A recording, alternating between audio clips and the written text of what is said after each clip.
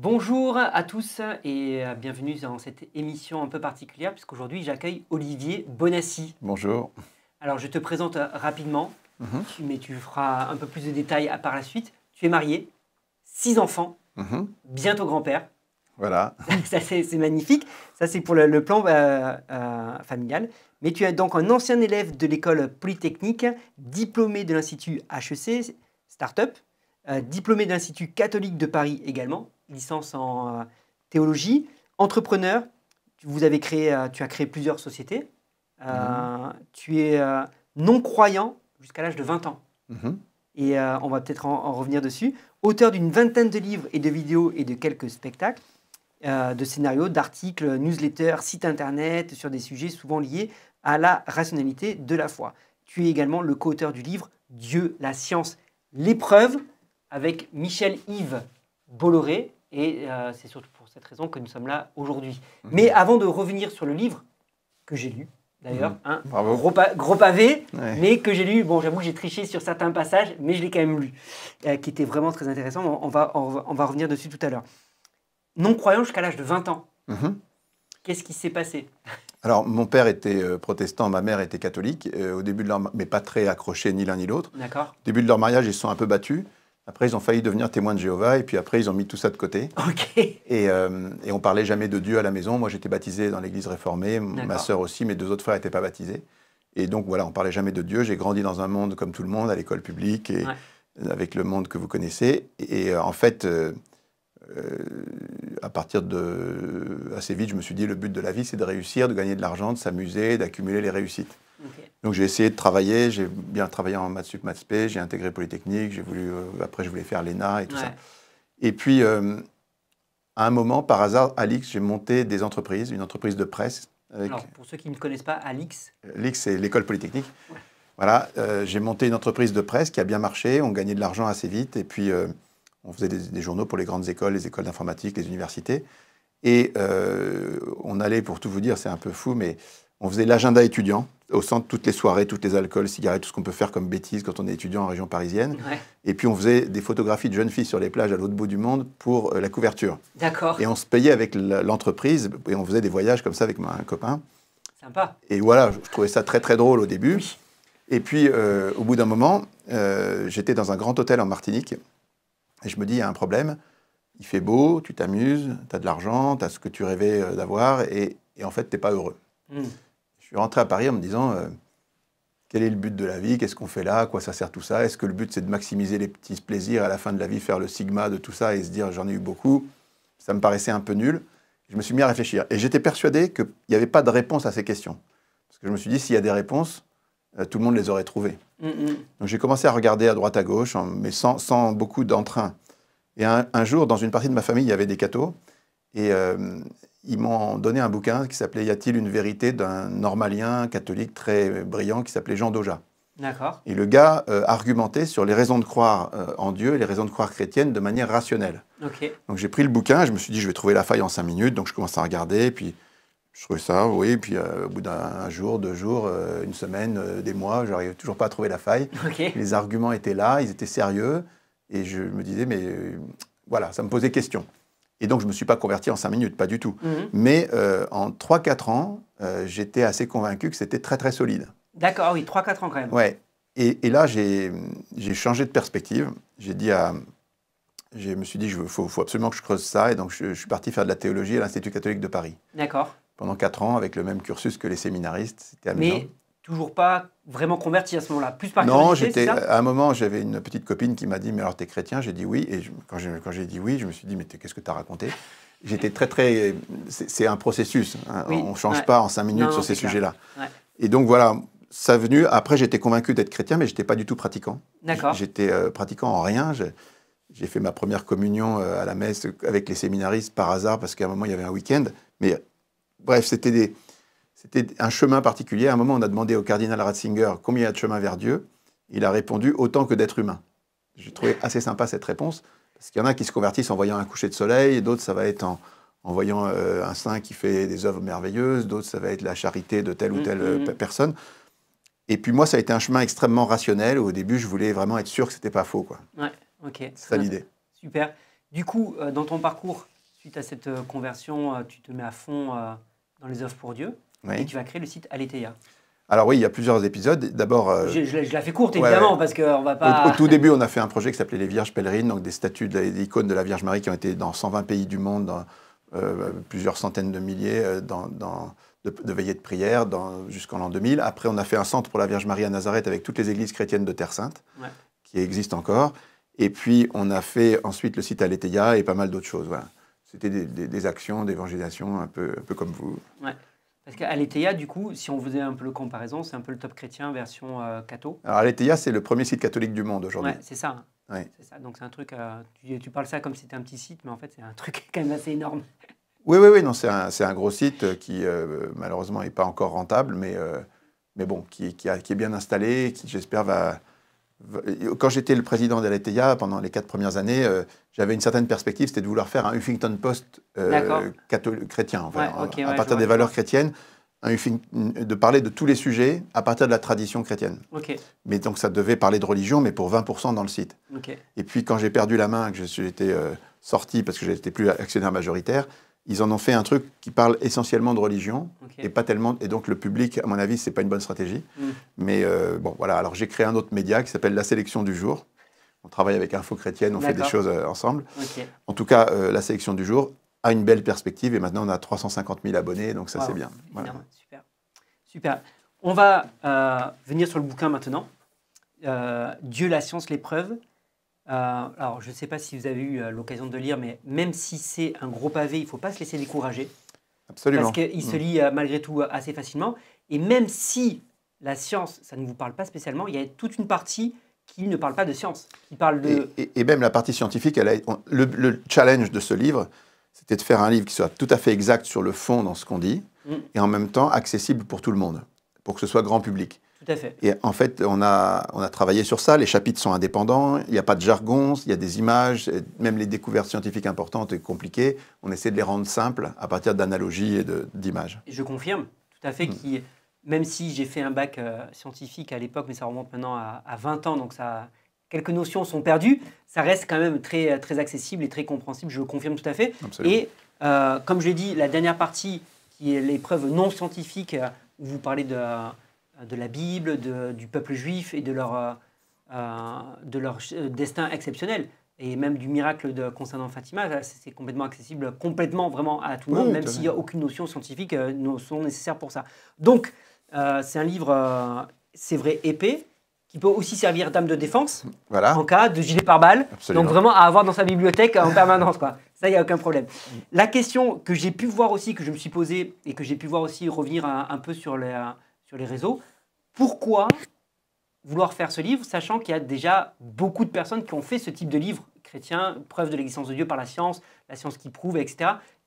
Sur ces 10-20 ans, il y en a pas mal que j'ai... Alors, il y en a un quoi par exemple? Alors, je ne les ai pas en tête les noms, mais... Il n'y en a pas beaucoup en Europe. J'ai vu un gars qui faisait un recensement de tous les bouquins qui étaient sortis sur le sujet. Il en sortait au moins 5-6 qui étaient un peu sortis, notamment les frères Bogdanov il y a quelques années. Alors oui, les frères Bogdanov ont fait des succès il y a longtemps, c'était en 91, Dieu et la science. Ouais. En il y en avait des un peu plus récents dans les années 2010, Le visage de Dieu. C'est ça. 2010, c'est pas mal. Ça, c'est les frères Bogdanov aussi. Ouais. Mais il y avait d'autres auteurs. Bref, pourquoi du coup, sachant que le sujet avait déjà été traité, refaire un livre? Alors d'abord parce que l'approche est originale, il y a des tas de choses, les Bogdanov n'ont jamais parlé des preuves hors science. Et ils ont parlé de Dieu, mais pas dans le sens de démontrer vraiment qu'il existe à travers une enquête. Donc, nous, c'est une enquête. Ce livre a comme spécificité de parler de qu'une seule question. Est-ce qu'il existe un Dieu créateur? On ne se pose pas la question de savoir qui est ce Dieu, est-ce qu'il s'est révélé, comment vivre avec lui, tout ça, ce n'est pas dans le livre. Est-ce que simplement, à l'origine de l'univers, on peut expliquer l'univers sans Dieu, sans un Dieu créateur, ou est-ce qu'on a besoin d'un Dieu créateur? Donc c'est une question très, très limitée, qu'on regarde d'un point de vue uniquement rationnel, et on ouvre une douzaine de dossiers. On aurait pu en ouvrir 50, hein, mais on en ouvre 12 parce qu'on se dit, finalement, avec 12, ça suffit. Jésus dit dans l'Évangile, même si quelqu'un ressuscite des morts, ils ne seront pas convaincus. Au bout d'un moment, vous avez beau mettre des tas de trucs sur la table, si avec 12 sujets bien choisis, on n'est pas convaincu, si on en met 25, ça ne changera rien. Oui, c'est ça. Donc, ceci dit, on a la tentation d'en rajouter quelques-uns en faisant un tome 2, peut-être, on verra. En tout cas, on a essayé de sélectionner un certain nombre de sujets discriminants, c'est-à-dire des sujets sur lesquels on peut trancher assez facilement la question de savoir si Dieu existe ou pas, parce que le sujet s'y prête. C'est très important ça, parce qu'il y a énormément de questions dans le monde, il y a, en sciences, mais pas seulement dans le monde, qui sont parfois très complexes et qui ne parlent absolument pas de Dieu. Donc il faut sélectionner les questions. Alors, je voudrais un tout petit peu développer ça. D'abord, quand les athées nous disent, ou les agnostiques nous disent, c'est à vous les croyants de prouver que Dieu existe, en fait, je pense qu'ils ont raison. C'est à nous les croyants de prouver que Dieu existe. Parce que leur argument... La charge de la preuve appartient à celui qui... Oui, mais pas seulement pour cette raison théorique. C'est aussi parce que c'est impossible de prouver que Dieu n'existe pas. Oui. À moins que le concept de Dieu soit contradictoire en lui-même, un cercle carré, voyez, un truc comme ça. Donc, si le concept n'est pas contradictoire, vous ne pouvez pas prouver l'inexistence d'un être suprasensible. Même des choses matérielles. Si je vous demande de prouver l'inexistence des extraterrestres, ça ne va pas être possible pour vous, parce qu'il faudrait... Il faut que on se tutoie. Mais pour toi, tu ne peux pas prouver l'inexistence des extraterrestres, parce qu'il faudrait que tu visites toutes les planètes, de tous les systèmes solaires, de toutes les étoiles, de toutes les galaxies, de tout l'univers. Personne ne peut faire ça. Ouais. Donc, ce n'est pas possible. Alors... Par contre, si demain matin, il y a un extraterrestre qui vient s'écraser dans ton jardin, ou s'il y a une soucoupe qui passe, avec une ou deux preuves, tu vas dire, oui, non, je pense que l'affaire est pliée. Voilà. Ça. Donc c'est bien, il y a un athée célèbre qui s'appelle Russell, Bertrand Russell, qui essayait justement d'argumenter comme ça, en disant, c'est à vous les croyants de prouver, parce que nous, on ne peut pas prouver que Dieu n'existe pas. Il disait, moi, je crois qu'il y a une théière qui est en train de tourner entre Mars et Vénus, autour du Soleil.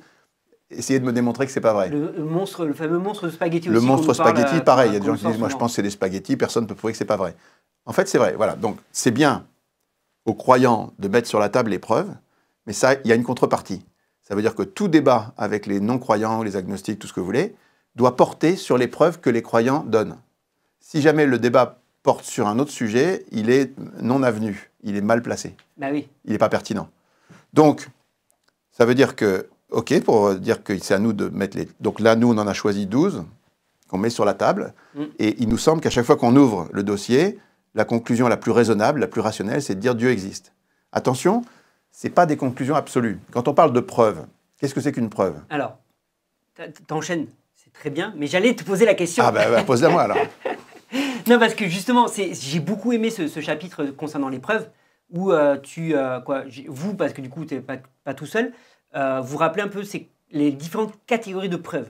Et il y en a 6, à mon souvenir. C'est intéressant parce que dedans, vous remettez bien la théorie de l'évolution à sa place. Et peu de personnes le savent. Alors, donc, oui. Peu de personnes, je veux dire, il faut préciser. Quand je dis peu de personnes, c'est-à-dire qu'on n'enseigne pas ça à l'école. Et la population, dans sa majorité, n'a pas conscience de c'est quoi cette preuve-là et à quel niveau de preuve est, par exemple, la théorie de l'évolution. Et du coup, Dieu aussi, quoi. Mais je te laisse un peu plus détailler. Alors, d'abord, les 6 catégories qu'on distingue, c'est les preuves en sciences. Parce qu'il y a d'autres types de preuves, genre les témoignages, ou des preuves en logique, ou des choses comme ça, des preuves métaphysiques, par exemple, qui ne sont pas dans les preuves en sciences. Donc, quand on parle de sciences, il y a différents niveaux. Il y a les niveaux, ce qu'on appelle les univers limités. Quand on travaille en mathématiques, c'est-à-dire les mathématiques, c'est un cadre particulier qui est bâti à partir d'axiomes, ou en logique, ou en théorie des jeux. Si aux échecs, je te dis maths en 3 coups, ouais. Le cadre est limité, les règles sont limitées, elles sont fixées a priori, il n'y a pas de discussion sur les règles. Et donc, tu peux dire, oui, effectivement, selon ces règles-là, il y a maths en 3 coups, c'est absolu. Donc, ça, c'est le niveau 1, il n'y a même pas de discussion, c'est pas une preuve, c'est une démonstration, un théorème ou un truc, voilà. Après, il y a la science. Alors, la science, elle peut parfois permettre d'expérimenter ou de modéliser en mathématiques. Tu peux faire un modèle mathématique. Ouais.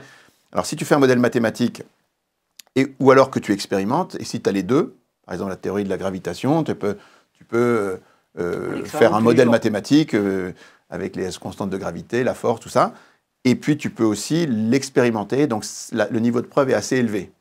Mais ce n'est pas absolu, ça ne rejoint pas le réel complètement, mais c'est un niveau de preuve très élevé.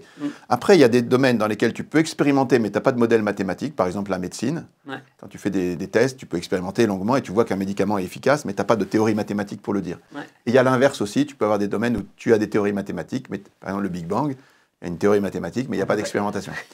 Donc, ensuite, il y a d'autres domaines où tu ne peux pas avoir ni modèle mathématique, ni expérimentation.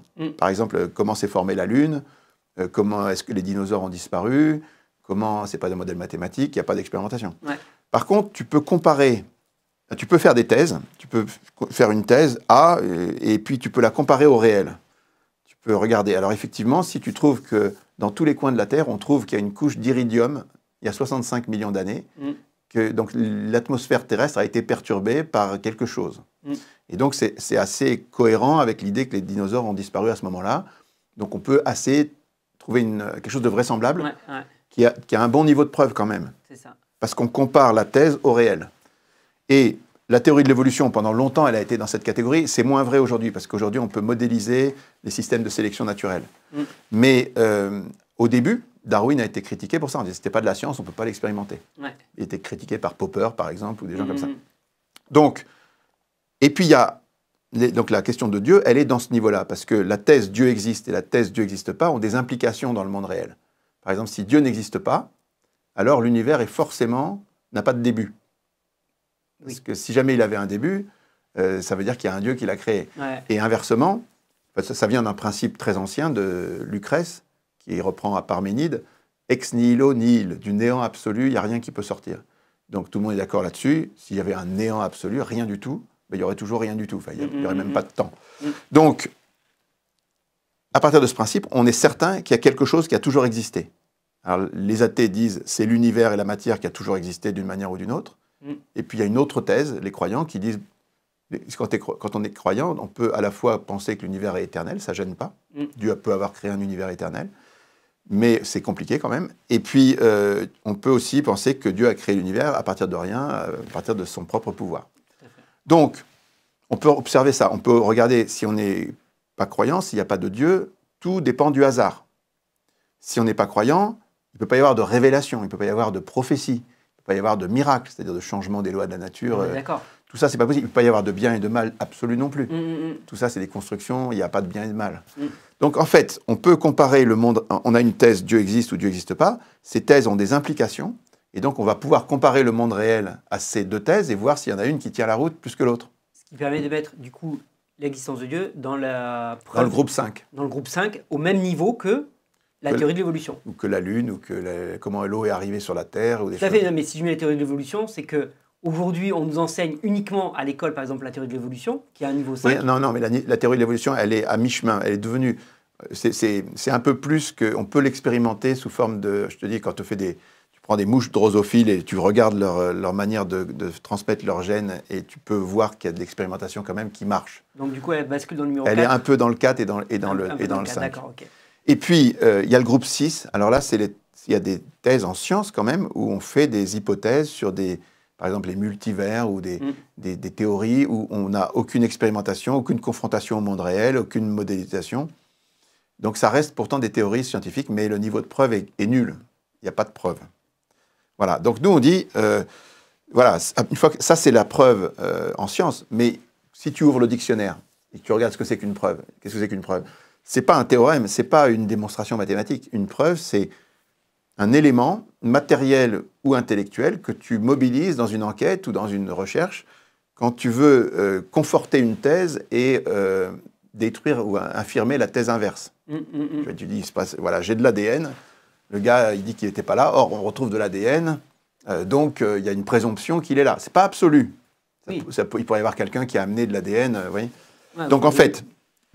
si je résume, dans le monde réel, quand on fait une enquête, les preuves ne sont jamais absolues, mais l'accumulation des preuves fait la conviction. Ouais, c'est ça. L'exemple que je donne toujours, c'est, je dis, quand le colonel Moutarde, dans la véranda, il a un chandelier, il y a de l'ADN de la victime sur le chandelier, il y a des empreintes du gars partout, une caméra de vidéosurveillance l'a filmé, il y a 3 témoins et lui-même il avoue. Tu arrives devant un tribunal, tu dis, bon, on ne va pas discuter longtemps. Oui, c'est ça. Donc, l'accumulation des et preuves. Les gars disent, OK, il est coupable, c'est sûr au-delà de tout doute raisonnable. Mais en réalité, si tu analyses bien, il n'y a rien d'absolu. Ça pourrait tout à fait être un complot de toutes ces personnes qui ont magouillé un truc, qui ont trafiqué une vidéo et qui te racontent une histoire qui est fausse parce qu'ils veulent. C'est vrai. Tu vois ? Ou alors tu pourrais être en train de rêver, ou tu pourrais être dans une matrix. Voilà, il n'y a pas de preuve absolue dans le monde réel. Par contre, ce qu'on appelle une certitude, c'est quand les preuves s'accumulent et vont toujours dans le même sens et au bout d'un moment, tu te dis, bon, l'affaire est pliée. Donc c'est exactement ça à quoi on arrive pour Dieu, c'est que les dossiers sont très nombreux. Alors, pourquoi est-ce que ce livre parle de science? C'est assez important. Parce que, en fait, si je te demande à toi pourquoi tu crois en Dieu, ou si je demande aux amis qui est autour, très très peu vont dire qu'ils croient en Dieu parce qu'il y a des raisons rationnelles et encore moins des raisons scientifiques. La plupart, ils croient en Dieu parce qu'ils ont rencontré une personne très sainte, ou ils ont eu un témoignage, ou ils ont étudié la Bible, ou ils ont L'expérimentation expérimenté par la prière, absolument. C'est ça. Ils ont expérimenté par la prière, la providence, tout ça. Donc ça, c'est les preuves qui font que les gens sont croyants. Et elles sont valables, elles sont extrêmement valables. Il y a des preuves philosophiques aussi. Pourquoi est-ce qu'on elles sont valables pour nous, mais il y a beaucoup de gens qui les remettent en cause, notamment les scientifiques, qui ne prennent pas ça comme preuve suffisante. Le fait de dire, moi j'ai expérimenté Dieu, personnellement, moi c'est mon expérience personnelle, où j'ai vécu des expériences, moi, et en ayant discuté avec certains scientifiques, ils me disent, oui, non mais en fait, tu sais que ton cerveau, aujourd'hui, la science peut analyser les émotions, etc., c'est de la chimie dans ton cerveau, etc. Donc ce n'est pas une preuve recevable. C'est exactement pareil que dans une enquête. S'il y a un gars qui dit, moi j'ai vraiment vu le gars en train de tuer l'autre et tout ça, tu peux lui dire, oui, mais ton cerveau, c'est pas sûr, tu as une illusion, voilà. On peut discuter. Après, nous, ce qu'on dit dans ce livre, c'est une enquête, et c'est vous le jury. C'est le lecteur qui est le jury. C'est le lecteur qui va... Nous, on n'est pas là pour tordre le bras de qui que ce soit. Les gens sont libres. On leur présente le dossier, sur 12 dossiers indépendants, on met ça sur la table, et on leur dit, c'est vous qui décidez si ça vous paraît plus raisonnable de penser que Dieu existe ou pas, en fonction de ces éléments. Donc, ce qui est important, c'est que les preuves ne sont pas absolues, mais, et la science n'est pas le domaine dans lequel il y a le plus de preuves de Dieu, pas du tout. Par contre, la science a été le seul discours un peu structuré qui a semblé aller contre les preuves de Dieu. Ouais. Je développe un tout petit peu? Oui, on a le temps. Alors, dans le monde, si tu regardes dans un passé un peu ancien, tout le monde a toujours cru en Dieu sur tous les continents, dans tous les siècles. Tout à fait. Bon, pourquoi est-ce qu'ils croyaient en Dieu, les gens? Alors, certains disent qu'il y a une tribu, je ne sais plus quoi... Non, mais voilà, je suis d'accord. Il y a 3 athées en Grèce et un à Rome, ok. Mais globalement, pourquoi est-ce que tout le monde croyait en Dieu? Parce que c'est un peu une évidence. Alors la réponse, c'est que à mon avis, quand tu vois l'univers, simplement le fait que l'univers existe, le fait qu'il y a un univers qui existe, tu te dis, il y a quelque chose ou quelqu'un derrière, ça ne peut pas être là tout seul. Et puis, quand tu vois que dans cet univers, il y a de l'ordre, de la beauté, de l'harmonie, tu te dis, il y a quelqu'un d'intelligent derrière. Ouais. Il y a un esprit intelligent. Je suis d'accord avec ça. Ça, c'est des intuitions très profondes de tous les hommes. Et ces intuitions ont été formalisées en preuve par la philosophie. C'est-à-dire que Platon, Aristote, saint Thomas d'Aquin, Leibniz, ils ont expliqué d'un point de vue très rationnel et très fort en métaphysique comment ces preuves sont valables en faisant une preuve qu'on appelle la preuve de la contingence, c'est-à-dire tout ce qui existe pourrait ne pas exister, donc il reçoit sa cause d'une cause première. Et cette cause première qui donne l'existence à tout ce qui existe à chaque instant, c'est Dieu. C'est la preuve la plus forte de Dieu. C'est une preuve très valable, très puissante. Et puis, il y a une autre preuve qu'on appelle téléologique, c'est la preuve par l'ordre de l'univers, qui est aussi très valable et très forte, qui a été formalisée par la philosophie, qui a parlé aussi de l'homme, du mystère de l'homme, de la conscience, du bien et du mal, des tas de preuves philosophiques. Et derrière ces preuves, il y a un énorme paquet de preuves qui sont venues par la révélation judéo-chrétienne. La Bible, l'histoire du peuple juif, qui ne peuvent pas s'expliquer comme on le raconte, tout à fait. Jésus, et puis des milliers de miracles, au temps de Moïse, au temps de Jésus, au temps de l'Église. Et encore aujourd'hui. Mais bien sûr, au temps de l'Église. Oui, d'accord, ok. Des milliers d'apparitions, des milliers de saints, des milliers de gens qui disent qu'ils ont rencontré Dieu personnellement. Tout ça, ça fait un énorme paquet de raisons de croire en Dieu, qui a toujours existé et qui perdure, qui fait qu'il y a des millions de gens, des milliards de gens qui croient en Dieu. Ok, ça existe. Et en face de ça, a semblé se développer un discours alternatif qui n'avait pas besoin de Dieu, qui était le discours scientifique. Alors ça, c'est ce qu'on raconte, donc de Copernic à Freud. C'est ça. C'est la courbe de la page 30. Ah, c'est ça, c'est ce que je recherchais de tout à l'heure. La page 30, donc voilà cette courbe. En gros, de Copernic à Freud, en passant par Galilée, Laplace, Darwin, tout ça, à chaque fois que la science progressait, on avait l'impression que ça remettait en cause, en tout cas, la religion ou les convictions. Et premier point, c'est les gens, c'est pas que aucune de ces découvertes n'est contre Dieu. Non, l'héliocentrisme, c'est pas contre Dieu. L'évolution, c'est pas contre Dieu. Le fait que la Terre est ancienne, c'est pas contre Dieu. Mais ça perturbait les gens dans leur vision habituelle. Et premier point. Deuxième point, la science se mettait à répondre à des tas de questions auxquelles on pensait qu'on n'aurait jamais de réponse. La science se mettait à répondre à des questions et on se disait, mais finalement, peut-être qu'elle va répondre à toutes les questions. Et puis la science a acquis un prestige énorme parce qu'elle a changé nos vies. La science est devenue le truc qui permet qu'aujourd'hui, on peut se laver avec un robot, on peut boire de l'eau, on peut se soigner, on peut... Puis elle a été capable de faire des miracles. Elle a fait des... voilà. Donc, la science part, je dirais, redonner la vue, faire marcher des paralytiques. Voilà. Donc la science a un prestige énorme, elle a changé le monde. Et donc ça produit un courant matérialiste extrêmement puissant qui semblait pas avoir besoin de l'existence de Dieu, puisque c'est l'histoire de Laplace avec Napoléon. Hein, donc, Laplace qui va voir Napoléon, il lui raconte son système, et Napoléon dit je comprends pas, Newton avait parlé de Dieu, vous en parlez pas, et lui dit sire, j'ai pas eu besoin de cette hypothèse. Donc la science avait répondu à toutes les questions sans avoir besoin de l'hypothèse de Dieu, et le courant matérialiste était très puissant. Et là, c'est là que ça devient intéressant, parce que la courbe que tu as montrée, elle se retourne, c'est-à-dire que, en tout cas c'est notre vision. Qu'est-ce que ça veut dire? Ça veut dire que tout d'un coup, à partir du tournant des 19e, 20e siècles, il y a toute une série de découvertes qui vont poser des problèmes aux athées. Parce que la thermodynamique, la découverte de la relativité, de la mécanique quantique, la découverte de la naissance de la cosmologie, la découverte de l'expansion de l'univers, la découverte du Big Bang, la découverte de la complexité en biologie, la découverte de l'incomplétude en mathématiques et la découverte de tous les réglages fins de l'univers qu'on découvre encore chaque année, de plus en plus nombreux. Tout ça, ça pose deux énormes questions aux athées, en fait, scientifiques. Première question, c'est, il y a très certainement eu un début au temps, à l'espace et à la matière, qui sont liés. Einstein nous a montré que le temps, l'espace et la matière étaient liés. Ouais. Einstein en a eu l'intuition, il en a fait une théorie, il en a fait des équations, il en a fait des prévisions. Ça a été observé. Aujourd'hui, tout le monde est d'accord. Et personne qui conteste l'idée que la lumière est dépendante de la vitesse et que le temps est dépendant de la vitesse ou de la gravité, que la lumière est un absolu. Enfin, tout ça, on est d'accord. Dans notre univers, c'est vrai. Donc, s'il y a eu un début au temps, à l'espace et à la matière, ça veut dire que la cause qui a permis cette émergence, elle est ni temporelle, ni spatiale, ni matérielle. Elle est transcendante à tout ça. Elle a eu la puissance de créer tout ce qui existe. Et elle a en plus tout réglé. C'est le deuxième point. Elle a tout réglé. Et on sait aujourd'hui que c'est totalement improbable que ça marche. Elle a réglé les données initiales de l'univers, toutes les lois de la physique et les constantes de la physique, et aussi les lois de la biologie, pour que la vie, qui est un véritable miracle au sens propre, si on existe, c'est délirant, c'est aucune raison en fait. C'est parce qu'il y a des réglages complètement dingues. Dieu a tout réglé avec mesure, nombre et poids, comme dit la Bible. Et aujourd'hui, ce réglage pose aussi, le début et le réglage posent deux questions énormes aux athées. Il n'y a pas de réponse satisfaisante pour les athées, si vous voulez. Alors là, si je peux me faire un peu l'avocat du diable, un peu de temps en temps. Fais le diable. Même si de base, je suis bien sûr convaincu de l'existence de Dieu, en tant que pasteur, ça serait quand même dommage de ne pas croire en Dieu. Mais certains vont dire, ben voilà, ça y est, on retombe dans le Dieu boucherou.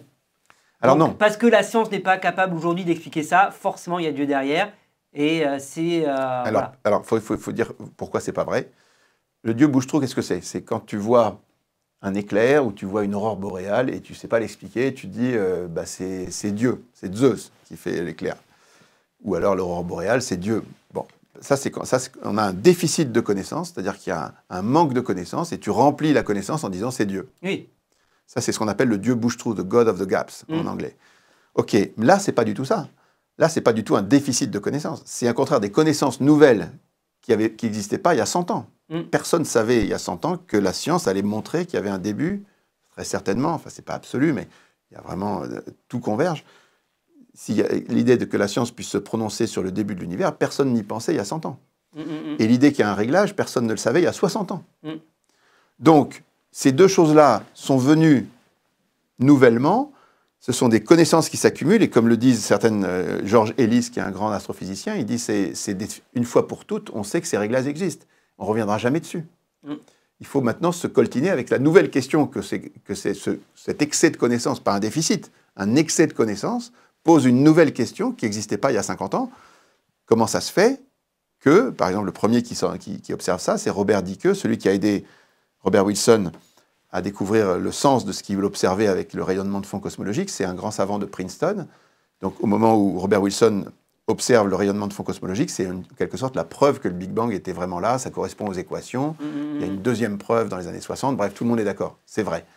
Alors, Robert Dicke, il reprend l'équation et il calcule que si jamais un instant après le Big Bang, la vitesse d'expansion de l'univers est changée du 15e chiffre après la virgule dans un sens ou dans l'autre, on n'est plus là pour en parler.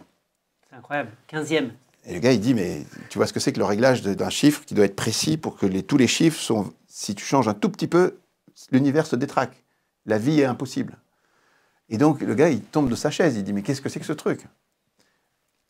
Et derrière lui, il y a des dizaines de scientifiques qui vont faire des dizaines de découvertes du même genre. C'est-à-dire que si vous changez la vitesse de la lumière, la masse du proton, la constante de gravité ou la constante de structure fine ou n'importe quoi, des 20 ou 30 paramètres qui règlent l'univers, un tout petit peu, des fois c'est à 10%, des fois c'est à le 120e chiffre derrière la virgule, la vie est impossible. Donc ça pose une énorme question, qui est pour les athées, comment ça se fait? Qui a réglé ça? Alors il y a deux réponses.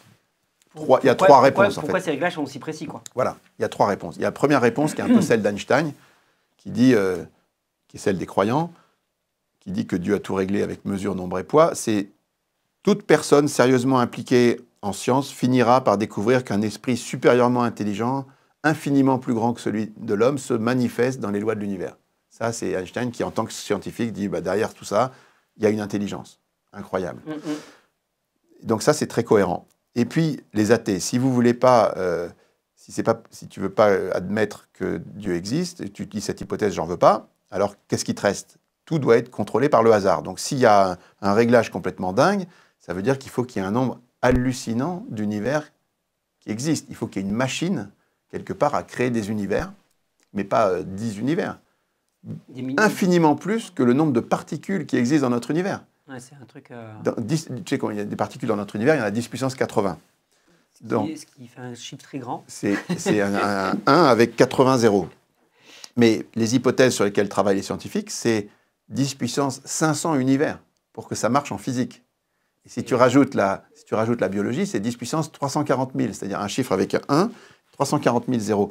Bon, tout ça n'a aucun sens, honnêtement. Bon, Oui. Premièrement, ça n'a aucun sens. Mais attention, si tu es athée, tu es obligé de croire ça. Oui, mais alors... Tu n'as pas le choix. J'ai vu, parce que pour préparer cet entretien, le livre, j'ai regardé aussi pas mal de vidéos de contradicteurs.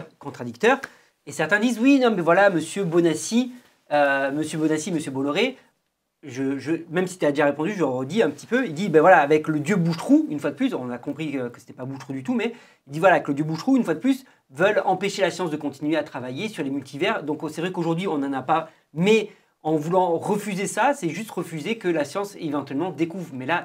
Non, mais d'abord, on n'a absolument pas le pouvoir de faire arrêter la science. Et la science continuera. Aujourd'hui, 80% des cosmologistes qui travaillent là-dessus, ils travaillent sur la théorie des cordes, qui est une théorie qui postule un nombre de multivers gigantesques.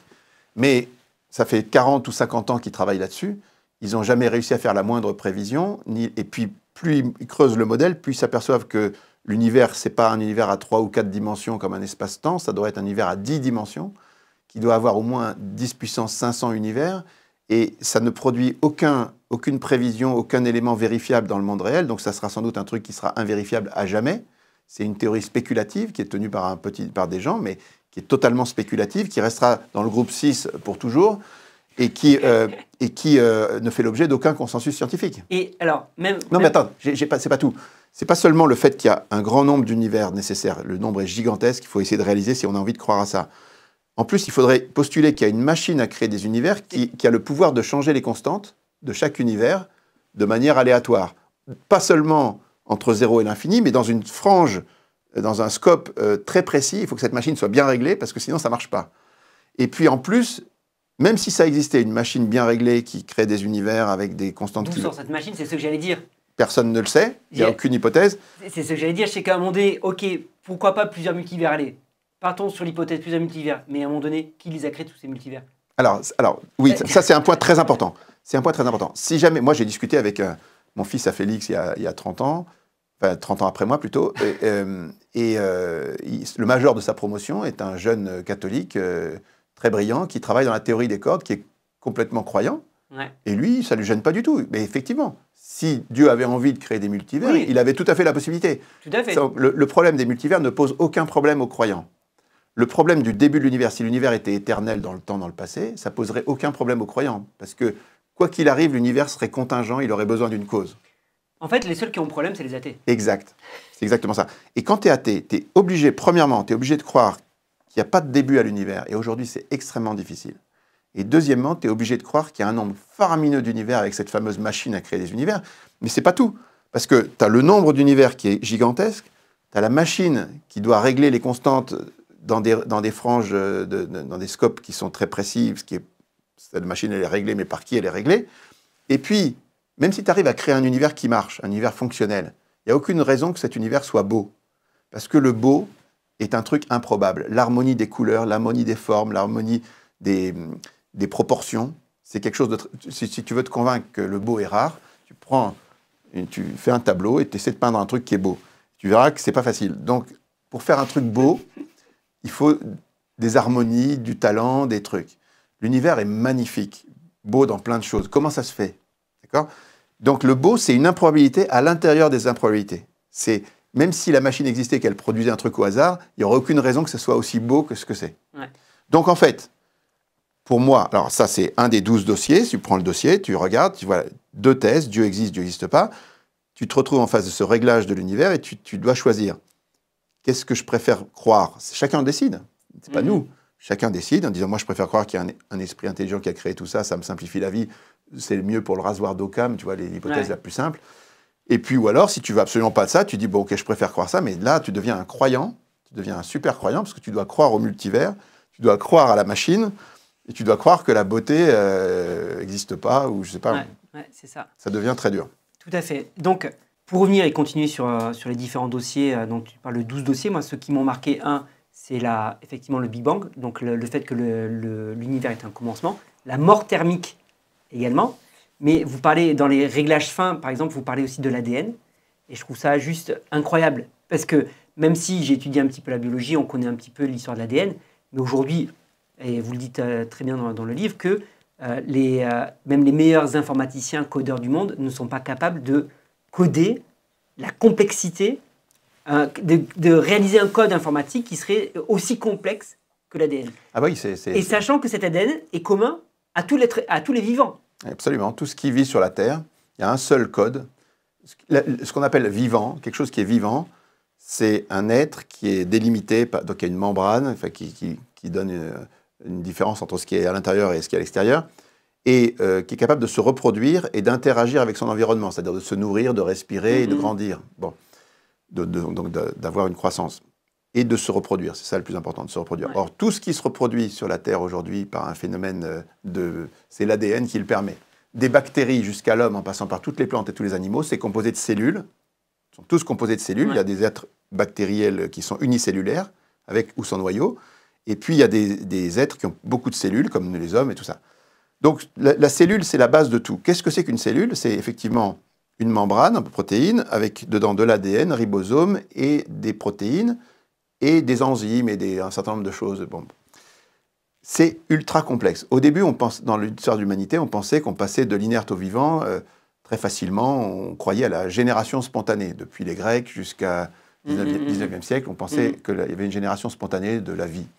Darwin, il pensait aussi, Pasteur a mis fin à ça, mais Darwin pensait aussi que la vie, c'était quelque chose d'assez simple, qu'on passait de l'inerte au vivant avec 2 molécules qui se frottent dans un petit étang chaud et hop, ça allait... La fameuse soupe primitive. La soupe primitive, voilà. Il n'a jamais été réalisé. Ouais. Alors, là-dessus, il faut être précis. Nous, notre article, le chapitre 11 qu'on a sur la biologie, pour moi, c'est un des plus intéressants. Pourquoi? Il n'a pas pour but de faire un topo général sur la biologie. Non, on se concentre sur un seul sujet. Est-ce qu'on peut quantifier la complexité entre l'inerte et le vivant pour voir si le saut est facile ou compliqué?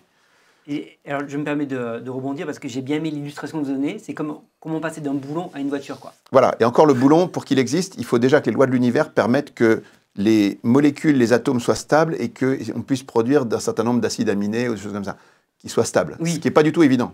C'est ça. C'est pas du tout évident. La base, ouais. Donc, il se trouve que dans la physique a permis que ça soit comme ça et qu'avec ces briques-là, on arrive à faire quelque chose. Bon.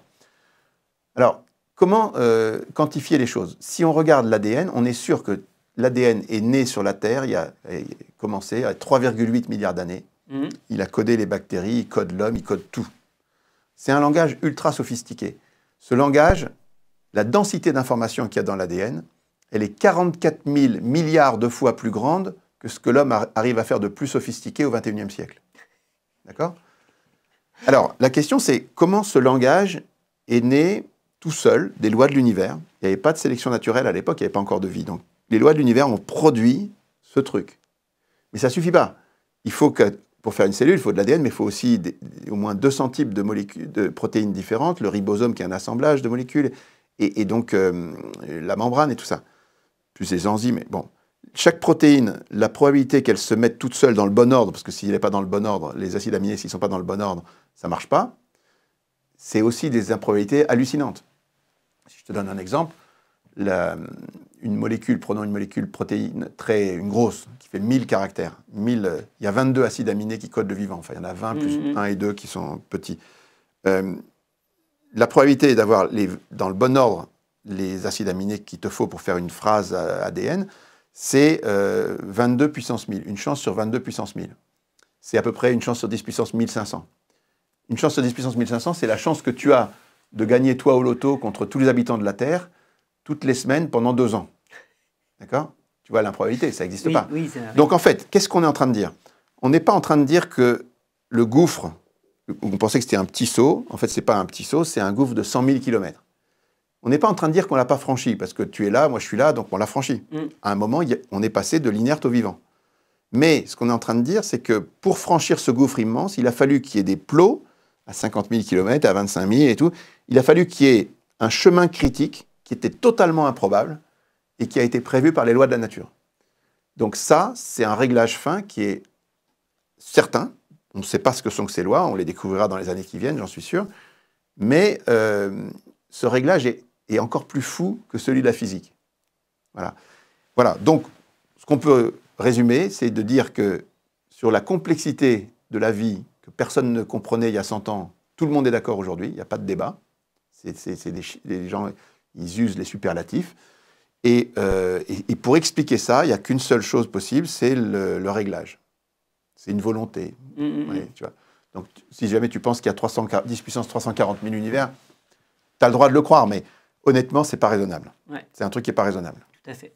Alors, parmi les contradictions, pour me faire encore, je reviens de temps en temps dans ma avocat du diable, une des choses que j'ai pu lire, voir, qu'on vous oppose à toi et Michel-Yves Bolloré, c'est pourquoi, si le but de ce livre se veut scientifique, la plupart de ceux qui vous ont aidé à écrire le livre, pas les citations que vous prenez, et à bien faire la différence, parce qu'il y a énormément de citations dans ce bouquin, donc c'est très étayé par beaucoup de scientifiques qui ne sont pas chrétiens. Mais pourquoi, c'est une des reproches qu'on vous a fait, que j'ai vu, pourquoi ceux qui vous ont aidé à écrire ce livre sont-ils majoritairement chrétiens, si le but à la base était juste d'énoncer des faits scientifiques? Bah, non, ça on a pris les gens qu'on connaissait autour de nous. Nous, on est chrétiens, on est assez convaincus. Autour de nous, il y a des gens qui s'intéressent au sujet Dieu, la science, l'épreuve. Évidemment, c'est un sujet qui intéresse plus les chercheurs chrétiens que les autres. Mais il faut bien voir que dans le groupe de ceux qui nous ont aidés, Robert Wilson, il n'est pas chrétien. Il se dit agnostique. Avant, il était athée. On a eu aussi des chercheurs de l'Académie des sciences, du CNRS, qui ne sont absolument pas chrétiens. Curieusement, ces gens-là, qui sont des gens très très compétents, nous ont demandé de ne pas apparaître, parce qu'aujourd'hui, c'est bête à dire, mais dans le monde dans lequel on vit, c'est vrai, si tu es au CNRS et que tu dis que tu es croyant, ta carrière va en pâtir. C'est-à-dire que c'est... Non, mais c'est sûr. Et on a des exemples. En France? En France, mais non, aux États-Unis aussi. Là, donc on parle de discrimination, là. Oui, bien sûr, parce que la science, c'est une sorte de bastion de l'athéisme quand même. D'accord. Et donc, il y a une discrimination. Les académies se cooptent. L'endroit où il y a le plus d'athées, c'est l'Académie des sciences du Royaume-Uni, par exemple. C'est que des athées qui se cooptent entre eux. Bon. Ou même l'Académie des sciences. Voilà, ça fonctionne par idéologie. Voilà, donc nous, on n'est pas du tout... D'ailleurs, comme tu l'as bien rappelé, la plupart des gens qu'on cite dans le livre sont des agnostiques ou des athées ou des non-croyants. Ça ne nous gêne pas du tout. Et même ça nous amuse, parce que, en fait, on s'aperçoit qu'il y a des dizaines et des dizaines de citations de grands scientifiques qui, à l'intérieur de leur domaine de science, quand ils approfondissent leur domaine, ils sont obligés de se dire de prendre Dieu au moins comme une hypothèse. Parce qu'ils arrivent à une impasse et ils disent, ben oui, mais alors quelles sont les explications possibles à ce début, à ce réglage, à l'expansion, à toutes ces choses dans certains domaines, hein, pas dans tous. J'insiste sur ça. La plupart des domaines de science ne sont pas concernés par la question de Dieu, mais quelques domaines le sont. Autre question que j'ai vue, contre un peu vos propos, c'est pourquoi la grande majorité des scientifiques qui sont censés connaître tous ces faits scientifiques sont non-croyants? Alors, Oui, tu as un petit peu répondu. C'est un peu ce que je te dis. Alors, Tu as un petit peu prenons répondu, l'exemple mais, de Wilson. Wilson est dans sa préface, c'est très intéressant parce alors, que... je précise la question parce que la personne qui m'a envoyé cette question, qui est un scientifique agnostique athée, me disait Bolloré aime parler d'une étude qui montrerait que 51% des scientifiques américains sont croyants, mais c'est n'importe quoi. Je te lis le message tel que c'est. L'étude en question dit bien que 23% des scientifiques américains croient en Dieu et d'autres études confirment ces résultats. De plus, 15% des scientifiques renommés sont croyants et 7% de plus grands scientifiques du monde sont non-croyants. Ces scientifiques se trompent-ils? Non, alors, bien sûr, alors d'abord... J'ai demandé à quelqu'un et il m'a posé cette question, j'ai fait bon. D'abord, sur le fond, le fait que des scientifiques ou des... C'est pas le sujet. Il y a des gens qui croient ou des gens qui ne croient pas. Il y a des gens très intelligents des deux côtés. Il y a des gens très nombreux qui croient et des gens très nombreux qui ne croient pas. Il y a des gens très intelligents de chaque côté, ça c'est sûr. Maintenant, quel est le facteur le plus clair sur la non-croyance? Et est-ce qu'il y a des corrélations? Il y en a une qui est très forte, qui est très curieuse, c'est le niveau de vie. En fait, il y a une corrélation extrêmement forte entre le niveau de vie des gens et leur croyance en Dieu. Comment ça s'explique? Ça veut dire que plus ton niveau de vie est élevé, moins tu crois en Dieu? Exactement, c'est très curieux. Alors, c'est pas vrai partout. Si tu prends Paris, dans le 16e arrondissement, il y a plus de croyants. Il y a des contre-exemples. Mais globalement, au niveau de tous les pays, c'est vrai. Et pourquoi c'est vrai? Parce que simplement, quand ton téléviseur est allumé, que ton frigidaire est plein, que tu as tes congés payés, que matériellement tout va bien, tu penses à te divertir et tout ça, la question de Dieu, elle est moins importante que quand tu es pris parce que tu as besoin que les moissons, que tu as peur qu'il n'y ait pas assez d'eau pour... voilà. Tout à fait. Donc en fait, la chose qui a fait le plus de mal à la foi, en quelque sorte, c'est la prospérité économique. Tout à fait. C'est bête à dire, mais je suis d'accord. Mais c'est complètement vrai. J'ai la même analyse. Alors, il se trouve que les savants ou les prix Nobel ou les gens comme ça, en général, sont d'un niveau financier, ils ont plus de moyens. Les scientifiques, en général, sont plus moyens que la moyenne de la population. Oui. Bon, pas beaucoup plus, mais un peu. Donc, il y a ce biais-là, il y a des biais comme ça. Après, il y a le biais aussi du fait que, comme je te disais, il y a une idéologie dominante athée aujourd'hui en science qui fait que, moi, je connais des exemples très précis. Il y a des gens qui... comment il s'appelle celui qui a théorisé Bernard d'Espagna, qui est un grand physicien français. À la fin de sa vie, à la retraite, il s'est mis à dire des trucs qu'il ne disait pas avant. Et des trucs sur le réel voilé, dans la mécanique quantique, qui appelait un autre niveau de réalité, tout ça. Et il a fait des bouquins comme ça. Et on lui a dit, c'est formidable, tu sais ça depuis quand? Il dit, je le sais depuis longtemps, mais avant, je ne pouvais pas en parler, parce que si j'en parlais, je ne pouvais pas faire de carrière universitaire. Wow. Donc, ça, c'est hyper connu. Moi, j'ai des tas d'exemples de gens qui, parmi les gens que je connais, je ne vais pas donner de nom, bien sûr, mais il y en a qui attendent d'avoir un certain niveau et un certain truc pour pouvoir dire des choses qu'ils ne peuvent pas dire avant. Donc, il y a une pression sociale, il y a une pression... et puis, derrière ça, alors, l'explication la meilleure, ce n'est pas celle-là. C'est ni le niveau de vie, ni la pression idéologique et tout. Quelle est l'explication? C'est que, en science, tu as 150 000 questions qui sont posées. Oui, parce que c'est... Alors, j'allais rebondir dessus juste après. C'était, pour préciser un peu la question et pour la faire courte, c'était pourquoi des scientifiques qui ont le même niveau de connaissance, qui ont accès à la même connaissance, certains croient, d'autres croient pas. Voilà. Et, alors, tu allais répondre à ça. Donc, il y a deux trucs à dire. Premièrement, c'est qu'il y a, encore une fois, une complexité dans l'univers qui est hallucinante. Au début du XXe siècle, on pensait qu'on avait fini la science, que tout était découvert. Derrière, il y a ces révolutions qui sont tombées, et chaque révolution pose des questions encore plus importantes, et chaque fois qu'on en résout une, il y en a 3 qui sortent. Donc, le niveau de complexité de l'univers, ça c'est une découverte des 100 dernières années, est hallucinant. Et on sait qu'on ne saura jamais tout. Donc, il y a énormément de chercheurs qui cherchent sur des questions de plus en plus spécialisées, où la question de Dieu ne se pose pas. Si tu travailles sur la fusion nucléaire, sur la supraconductivité, sur la mécanique des fluides, personne ne va jamais parler de Dieu. Donc il y a un tout petit nombre de domaines, qui sont ceux qu'on a choisis, qu'on a des questions discriminantes, qui posent la question de Dieu. Donc déjà, plein de scientifiques ne sont pas concernés par ça. Et même quand tu es, comme Wilson, sur un sujet qui a vraiment un rapport avec la question, comme le début de l'univers, tu peux, si tu restes dans un seul silo, si tu restes dans un seul axe de réflexion, tu vas conclure comme lui, dis moi j'étais athée, je pensais que l'univers était stable, maintenant la question se pose, je ne sais pas. Et je reconnais que la position des croyants est tout à fait... Il dit, si vous êtes croyant dans la phrase, c'est si vous êtes croyant dans la tradition judéo-chrétienne selon la Genèse, ça colle parfaitement avec ce que dit la physique. Mais ce n'est pas absolu, donc il y a peut-être une autre hypothèse avec peut-être d'autres choses. Ouais. Donc il reconnaît que la position des croyantes est la plus probable ou la plus évidente, mais il dit, je ne suis pas sûr à 100%. Et ça, c'est vrai. C'est-à-dire qu'il n'y a aucun domaine de science où tu vas dire avec un seul domaine, je suis sûr à 100%. Ouais, c'est ça. Comme dans une enquête policière. Ouais, c'est ça. Si tu vois de l'ADN, une preuve n'est pas suffisante. Tu vois de l'ADN d'un gars sur le lieu du crime, c'est pas du tout une preuve. Ça pourrait tout à fait être un gars qui est pour une raison hasard le vent qui a amené de l'ADN, ou alors un gars mal intentionné qui a mis un objet pour faire croire. Donc une seule preuve ne marche pas. Donc à un moment, il faut sortir de la vision scientifique et devenir une sorte de philosophe. Tu sais, la philosophe, c'est celui qui regarde l'ensemble des sciences, qui fait une analyse de synthèse, il y a ça, il y a ça, il y a ça, il y a ça, il y a ça, il y a ça, tout converge, ok.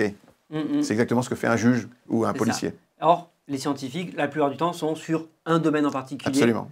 Et alors, je ne dis pas qu'ils ne s'intéressent pas aux autres, mais se basent uniquement sur leur domaine. Mets-toi à la place d'un scientifique. Donc déjà, tu as 99 chances sur 100 d'être sur un domaine qui ne concerne absolument pas Dieu et tu le travailles selon les lois naturelles. Tu n'as aucune raison d'être plus croyant qu'un autre. Oui, c'est ça. Et puis, en plus, si jamais tu étais dans un des quelques domaines, tu pourrais bâtir des théories. Tu vois, ça, c'est très intéressant. Qu'est-ce que fait Stephen Hawking, qui est un des plus grands physiciens, qui s'est battu toute sa vie avec le concept de Dieu? Il est athée. Bon, moi, je pense qu'il est athée parce que sa vie a été tellement dure qu'il a dit c'est pas possible qu'un Dieu. Il trouve ça injuste. Bon, bref, ouais. Donc, en tout cas, il a décidé d'être athée. Au début de sa vie, c'était pas tout à fait vrai. Hein. Il a dit plein de choses qui étaient vraiment dans le sens d'une intelligence derrière tout ça. À la fin de sa vie, il dit ok, il y a un début au temps, à l'espace et à la matière, mais je pense que l'univers a pu se créer tout seul. Il n'y a pas de cause. Il a pu se créer tout seul à partir de rien, sans Dieu, avec la force de gravité. Mec, c'est une idée qui a surpris tout le monde. Et son collègue d'Oxford, John Lennox, qui est un ami qui a fait un commentaire formidable sur notre livre, il a répondu « Une absurdité reste une absurdité, même quand elle est proférée par un scientifique mondialement connu. » Donc tu vois, c'est pour dire, les gars sont obligés de tenir des positions complètement abracadabrantesques parce qu'ils ne veulent pas... Sur la question du début, c'est très simple. Il y a deux points. Il y a un début au temps, l'espace et la matière, donc il y a une cause qui est ni temporelle, ni spatiale, ni matérielle. Terminé, fin de la démonstration. Si tu veux rester athée, tu dois contester un des deux points. Et il y a des options. Tu peux contester le premier point en disant « oui, mais quand même, tout ça ». Moi, je dis que c'est pas vrai, parce que alors ça serait intéressant qu'on en parle. Pourquoi est-ce qu'il y a forcément un début, à mon avis, et pourquoi est-ce que les scientifiques ne le voient pas? Parce que pareil, quand tu travailles dans un seul domaine et que tu peux trouver une explication en disant « il y a peut-être ». Mais ce qui convainc qu'il y a un début, c'est qu'il y a une multitude de raisonnements qui convergent pour dire qu'il y a un début. Alors, quel est le premier de ces raisonnements? C'est du temps de l'Antiquité. Il y a Aristote, comme pratiquement les gens de l'Antiquité, Aristote, il a écrit qu'il pensait que l'univers était stable, éternel, infini. Au VIe siècle après Aristote, il y a un commentateur chrétien qui s'appelle Philopon, qui réfléchit 2 minutes et il dit en fait, c'est pas possible. Un temps infini dans le passé, c'est pas possible. Parce que un temps infini dans le futur, c'est possible. Parce qu'à partir de maintenant, si tu comptes 0, 1, 2, 3, 4, 5, et que tu t'arrêtes jamais, tu vas vers l'infini, c'est-à-dire qu'il n'y a pas une grandeur qui te sera inaccessible, tu pourras toujours la dépasser, mais tu atteindras jamais l'infini, c'est ça qui est important. Tu pars de maintenant et tu atteindras jamais l'infini, ça restera toujours un infini qu'on appelle potentiel. Ce ne sera jamais un infini en acte. Donc, pour la même raison qu'en partant de maintenant, tu ne peux pas atteindre l'infini, tu ne peux pas provenir de l'infini et atteindre maintenant. Tu ne peux pas traverser une grandeur qui est infinie. Tout à fait. Tu ne peux pas sauter d'un puits sans fond. Donc, Philopon, il dit, c'est pas possible. Et derrière lui, il y a les penseurs arabes qui vont, c'est pour ça qu'on appelle ça la preuve du kalam, qui vont rebondir là-dessus. Aussi Saint Albert le Grand, Saint Bonaventure. Saint Thomas d'Aquin dira, il fera à mon avis une faute de raisonnement, il n'en fait pas beaucoup, mais là il en a fait une.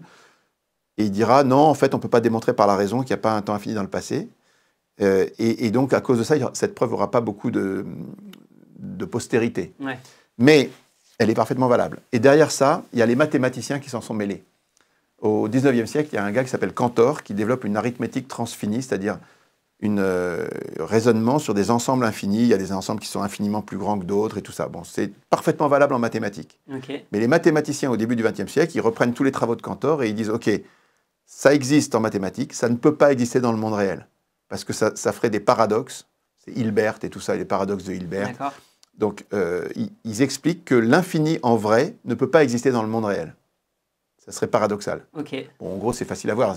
Tu prends un nombre infini, tu rajoutes 100 000 trucs dans ce nombre infini, il y en a exactement le même nombre. Donc, Oui. tu vois bien que c'est un truc bizarre. Oui, c'est ça. Il y a le paradoxe de l'hôtel de Hilbert. C'est un hôtel qui est rempli de chambres complètes, un nombre infini de chambres qui sont complètes. Et tu fais ça et tu peux trouver un nombre infini de chambres vides en demandant à chaque personne de partir dans la chambre 2 fois plus grande de son numéro. Donc, tu libères toutes les chambres impaires. D'accord? Donc, voilà. Tout ça, ça montre que c'est bien beau, c'est des raisonnements mathématiques, mais ce n'est pas vrai. Oui. D'accord? Ça ne marche pas, il y a des contradictions logiques. Mmh. Donc, les mathématiciens nous disent l'infini n'existe pas. Les physiciens nous disent pareil. Quand les physiciens regardent l'infini, à chaque fois qu'ils voient l'infini, ils disent c'est pas physique. Quand ils voient une vitesse, et ben maintenant, la vitesse, on sait que ça ne peut pas dépasser la vitesse de la lumière. Que quand on divise un segment, on ne peut pas le diviser à l'infini, il y a des quantas, on ne peut pas aller à l'infini. Et la vitesse, le temps n'est pas infini dans le passé non plus, et tout ça. Donc, la thermodynamique, on n'en a pas parlé, mais la thermodynamique, c'est la première science qui commence à changer la donne. La thermodynamique, ça montre que l'entropie, c'est-à-dire les systèmes spécifiques, se dégradent dans le temps. Tout ce qui est ordonné se dégrade naturellement par une loi statistique. On en est sûr, ça a été démontré. Le premier qui met ça à jour, ça s'appelle Boltzmann. Il dit, dans ces cas-là, si l'entropie existe, s'il y a une flèche du temps, alors l'univers va vers sa mort thermique. Et s'il va vers la mort thermique, ça veut dire qu'il a un début. Parce que s'il n'avait pas de début, s'il était là depuis l'éternité, il serait déjà, depuis l'éternité, en état de mort thermique. Oui, c'est ça. Donc, Boltzmann fait une conclusion. Premièrement, l'univers a eu un début. Deuxièmement, il était extrêmement bien ordonné à ce début. Et donc, c'est très fort tout ça. C'est un raisonnement sur la thermodynamique. En cosmologie, il y a le Big Bang qui semble montrer qu'il y a un début, mais il y a des raisonnements de théorèmes de cosmologie, Borde-Guth-Vilenkin, un autre encore, il y en a plusieurs qui sont sortis, qui montrent que si le Big Bang n'est pas le début et qu'il y a des singularités avant le Big Bang, il n'y en a pas en nombre infini, il y a bien un début. Donc voilà, tu as toute une série de raisonnements qui montrent qu'il y a un début à l'univers et que c'est intuitif. Enfin, je ne sais pas, essaie de réfléchir 2 secondes. Demande-toi un temps infini dans le passé, est-ce que ça te paraît possible? Étant nous-mêmes des êtres finis, même l'infini dans le futur, ça nous paraît... Ah non, moi l'infini dans le futur, j'ai pas de problème. Non, un truc, moi j'espère bien que je vais vivre un temps infini. Quelque chose qui n'a pas de commencement, on a du mal à le concevoir parce que nous, on est né un jour. Oui. Et on sait que nos parents sont nés un jour, que tout a commencé un jour. L'univers a commencé aussi un jour. Et pour nous, ça paraît logique que même l'univers ait commencé un jour. Oui, mais c'est pas que pour nous, c'est pour la rationalité, pour le logos. Oui, quand je dis pour nous, je dis pour l'être humain, quoi. Ça paraît, non, mais ça a du sens. C'est pas seulement pour l'être humain, c'est d'un point de vue rationnel. Alors, toute la clé, elle est là. C'est est-ce qu'on croit à la rationalité? Tu vois, moi, quand j'étais jeune, quand j'avais 20 ans, j'étais persuadé que les croyants étaient des gens irrationnels, qui assumaient le fait d'être irrationnels, oui, c'est ça, qui s'en foutaient. Encore aujourd'hui, la plupart des athées nous accusent d'être irrationnels. Mais la surprise que j'ai eue à 20 ans, c'est que quand tu regardes le dossier du monde réel, le vrai monde, ceux qui sont irrationnels, ce sont les non-croyants. Quand tu regardes le vrai monde avec tout ce qu'il y a, comme pas seulement des miracles, des apparitions, des trucs et tout, mais aussi tous les aspects scientifiques, philosophiques, moraux, tout ça. Quand tu regardes le vrai monde, et c'est un peu ce qu'on fait dans ce livre, c'est la conclusion du livre, c'est le matérialisme est une croyance irrationnelle. Voilà.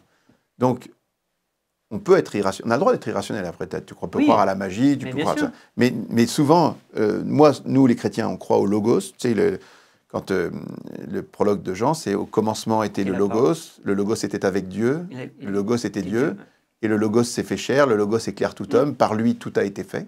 Donc par le logos, c'est-à-dire par la rationalité, par la parole rationnelle, par le sens, par l'intelligence, c'est une notion extrêmement forte, le logos. C'est les Grecs, mais pas que. Les Juifs avaient le dabar aussi, c'est la même chose. Donc par cette rationalité, le monde a été fait et le monde éclaire tout homme. Le logos éclaire tout homme. C'est-à-dire que chaque homme peut réfléchir à partir de logos. Donc, les croyants, il y a une conférence formidable du cardinal Ratzinger il faut aller voir sur mon site, là, tu tapes Ratzinger sur le site mariedenazareth.com, tu vois la conférence qu'il a faite le 27 novembre 1999 à la Sorbonne, où il explique que le christianisme est la religion de la connaissance, de la rationalité, et qu'effectivement, on a le droit d'avoir des positions non rationnelles, mais si on est vraiment rationnel, on devient chrétien. Je pense qu'on va s'arrêter là, sur cette bonne parole de fin. Merci Olivier pour cet entretien et pour ce livre que je recommande, même si je l'ai dit, soyez pas pressé de lire d'un trait parce qu'il est costaud. Il est très accessible, c'est ce que les gens nous disent. Il est très accessible et comme tu l'as déjà dit, les livres, les chapitres sont indépendants, donc vous n'êtes pas obligé de lire du début jusqu'à la fin, vous pouvez prendre au milieu et même la fin. Bref, comme la Bible au final, hein, où les livres sont un peu indépendants, mais ça donnera une bonne vue, un bon ensemble et des bons arguments aussi pour votre foi aussi tout simplement. Un mot de la fin ? Non, effectivement, on dit qu'il peut être lu de 7 à 77 ans. Enfin, moi, je dis ça. Mais Michel-Yves dit qu'avec 7 ans, j'exagère un peu. À partir de 15 ans, oui, on peut lire ça. Oui, parce que mon fils à 7 ans, je ne suis pas sûr qu'il y comprendrait voilà. grand-chose dessus. Ok, super. Merci Olivier. Merci à toi.